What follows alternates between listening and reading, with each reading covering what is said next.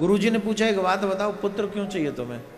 ध्यान से सुनना, जितने भी पुत्रवान लोग हैं या जिनके पुत्र नहीं है वो ध्यान से सुनो। बोले हमको एक बात बताओ, पुत्र क्यों चाहिए तुम्हें? बोले महाराज पुत्र होगा तो सेवा करेगा, मेरे बुढ़ापे का सहारा बनेगा, मेरा नाम रोशन करेगा। तेरा इकलौता बेटा नौकरी, पढ़ लिख के नौकरी मिल जाए अमेरिका में, इंग्लैंड में, अच्छी बहुत गजब की नौकरी मिल जाए, इकलौता बेटा है। ईमानदारी से बताओ, तुम्हारी सेवा करने के लिए भारत में रहेगा वो? Give me answer please. रहेगा? हाय हाय मेरे बूढ़े माँ बाप हैं, इनको अकेला छोड़ के मैं कैसे जा सकता हूं? मैं तो भारत में चाहे बिना नौकरी के रह लूं, लेकिन मैं अपने मम्मी पापा से दूर नहीं जाऊंगा। Is it possible? बोलो, क्या क्या क्या करेगा वो? सबसे पहला काम करेगा कि मुझे नौकरी करने के लिए विदेश जाना है, मेरा कैरियर है, मेरा कैरियर मुझे देखना है। हाँ जी कि ना जी? जवाब दो। फिर वो मम्मी पापा पागल थे जो कह रहे थे जब कोई बच्चा नहीं था तो वो रोते थे, मेरा एक ही बेटा हो जाए, चाहे वो जैसा भी हो जाए, बड़ा हो कि मेरी सेवा करेगा, मेरे बुढ़ापे का सहारा। तेरा सहारा तो अमेरिका पहुंच गया, इंग्लैंड में तेरा सहारा तू तो फिर भी बेसहारा है। जो तेरा सहारा बन सकता था, पैसा धन दौलत, वो भी खर्च कर दी उसी के ऊपर।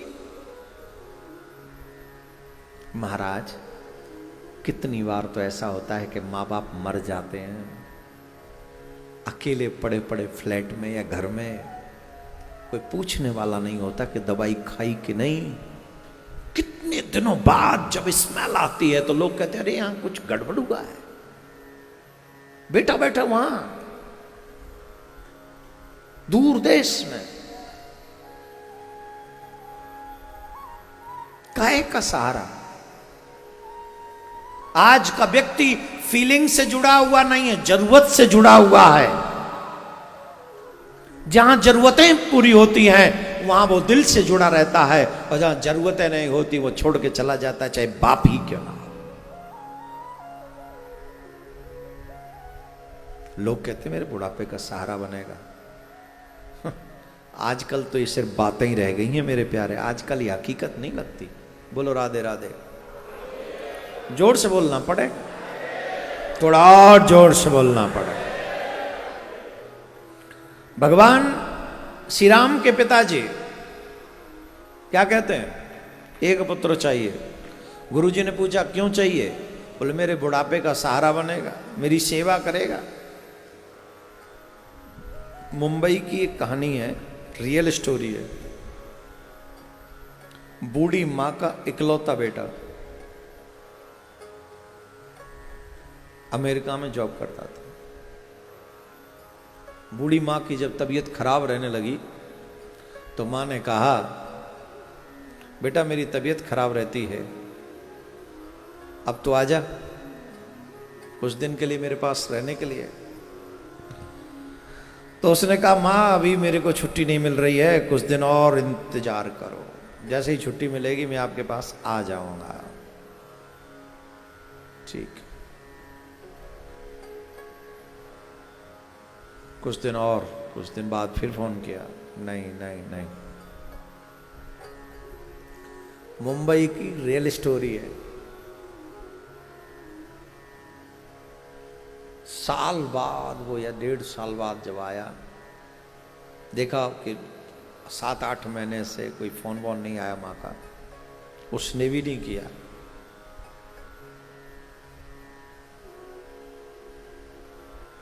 साल 1.5 साल बाद लौट के जब आया,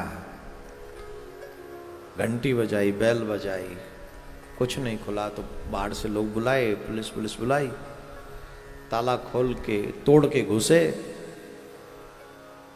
बिस्तर पर सिर्फ और सिर्फ अस्थियां बिछी हुई थी, कोई मांस नहीं, कोई रक्त नहीं, कोई कुछ नहीं, सिर्फ हड्डियां। और उन हड्डियों को देख के पता लगाया जा सकता था कि मौत कई महीने पहले हुई है।